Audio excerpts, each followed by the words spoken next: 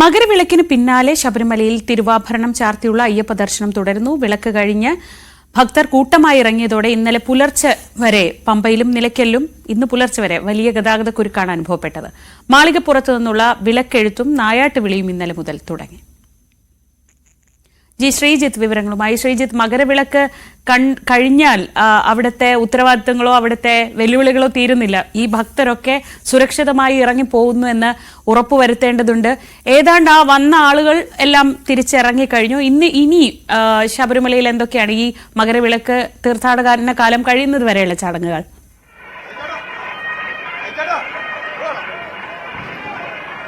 തീർച്ചയായും ഏതാണ്ട് സുരക്ഷിതമായി ഇറങ്ങിക്കഴിഞ്ഞു എന്ന് തന്നെ നമുക്ക് പറയാൻ സാധിക്കും. ഇന്നലെ ഏതാണ്ട് പുലർച്ചെ വരെ ആ ഒരു തിരക്കുണ്ടായിരുന്നു. ഇന്ന് രാവിലെയും ഇവിടെ വലിയ തിരക്ക് തുടരുന്ന കാഴ്ചയാണ് ഉള്ളത്. ഇന്നലെ മുതൽ തന്നെ വിളക്കെഴുന്നള്ളത്ത് നടക്കുന്ന സാഹചര്യമുണ്ട്. കളഭവും ഗുരുതിയൊക്കെ നടക്കുന്ന സാഹചര്യമുണ്ട്. എന്തായാലും Devaswom board president PS Prashanth എനിക്കൊപ്പം ചേരുന്നുണ്ട്. എല്ലാം ഭംഗിയായി കഴിഞ്ഞു അല്ലെ? വളരെ ഭംഗിയായി കഴിഞ്ഞു. വളരെ ഇവിടെ എത്തിയ ലക്ഷോപലക്ഷം ഭക്തജനങ്ങൾക്ക് വളരെ തൃപ്തിയോടുകൂടി മലയിറങ്ങാൻ സാധിച്ചു എന്നുള്ള ചരിതാർത്ഥത്തോടുകൂടിയാണ് ദേവസ്വം ബോർഡ് നിൽക്കുന്നത്, സർക്കാർ നിൽക്കുന്നത്. എല്ലാ സംവിധാനങ്ങളും അവർക്ക് ഒരുക്കാൻ സാധിച്ചു. അത് ഏറ്റവും കൂടുതൽ നമുക്ക് സന്തോഷം നൽകുന്നത് നമുക്ക് ഇവരുടെ അടിസ്ഥാനപരമായ കാര്യങ്ങൾ, ഇപ്പോൾ പാർക്കിങ്ങിന്റെ പ്രശ്നങ്ങൾ യാതൊരുവിധമായ കഴിഞ്ഞ പ്രാവശ്യമൊക്കെ ഒരുപാട് പ്രശ്നങ്ങളുണ്ടായി പാർക്കിങ്ങുമായി ബന്ധപ്പെട്ട്, മറ്റ് സ്ഥലങ്ങളിൽ പിടിച്ചിട്ടു എന്നൊക്കെ പറഞ്ഞിട്ട് ഒരു പ്രശ്നവും ഇപ്പോൾ ഉണ്ടായില്ല. പിന്നെ യഥേഷ്ടം കുടിവെള്ളവും ബിസ്ക്കറ്റും ഒക്കെ നമുക്ക് കൊടുക്കാൻ സാധിക്കും, ഭക്ഷണം കൊടുക്കാൻ. മുംബൈയിലൊക്കെ ഇന്നലെ വലിയ തിരക്കുണ്ടായിട്ടും അത് മാനേജ് ചെയ്ത് പോയി തിരിച്ചിറക്കത്തിൽ. തീർച്ചയായിട്ടും അതിന് ഇത് ആരുടെയെങ്കിലും ഒരു ഡിപ്പാർട്ട്മെന്റിന് മിടുക്കുകൊണ്ടല്ല, ഇതൊരു കൂട്ടായ പരിശ്രമത്തിന്റെ നെറ്റ് റിസൾട്ടാണ്.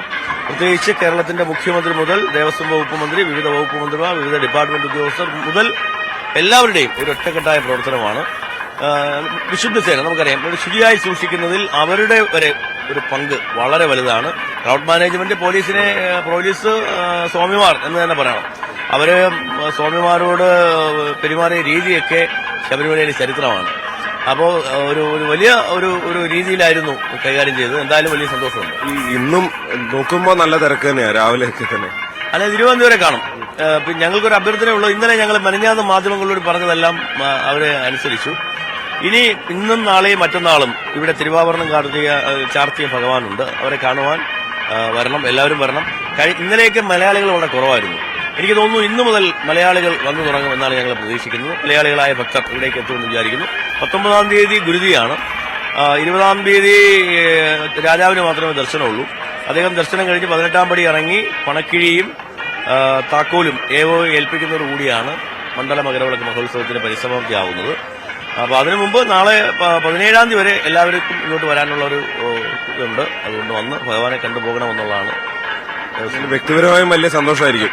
പിന്നെ ഉറപ്പായിട്ടും വ്യക്തിപരമായ സന്തോഷം എന്ന് പറഞ്ഞാൽ, കഴിഞ്ഞ പ്രാവശ്യം വൃശ്ചിക മാസം തുടങ്ങുന്നതിന് 3 ദിവസം മുമ്പാണല്ലോ നമ്മൾ വരുന്നത്.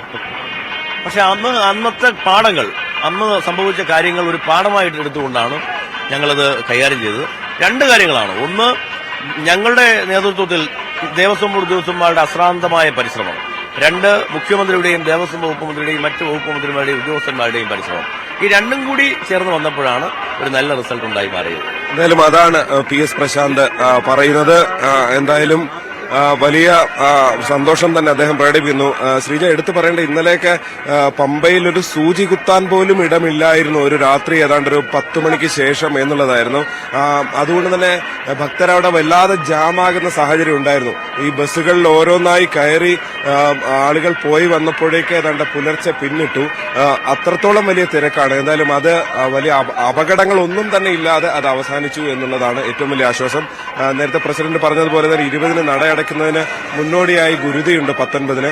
ഇന്നലെ മുതൽ തന്നെ നായാട്ടുവിളി, അതായത് ഈ സന്നിധാനത്ത് മാളികപ്പുറത്ത് നിന്ന് ഈ 18-ാം പടിക്ക് താഴേക്കുള്ള നായാട്ടുവിളിയും അതിനോടനുബന്ധിച്ചുള്ള വിളക്കെഴുന്നള്ളത്തും തുടങ്ങിയിട്ടുണ്ട്. അങ്ങനെ ഇനിയും കാഴ്ചകളുടെ, ശബരിമല കാഴ്ചകളുടെ, പ്രത്യേകിച്ച് കളമെഴുത്തൊക്കെ വളരെ മനോഹരമായ കാഴ്ചകളാണ്. അതൊക്കെ തേടിയെത്തുന്ന മലയാളി ഭക്തരുടെ എണ്ണം കൂടാൻ തന്നെയാണ് സാധ്യത. എന്തായാലും ഇന്ന് രാവിലെയും വലിയ തിരക്ക് തന്നെയാണ്.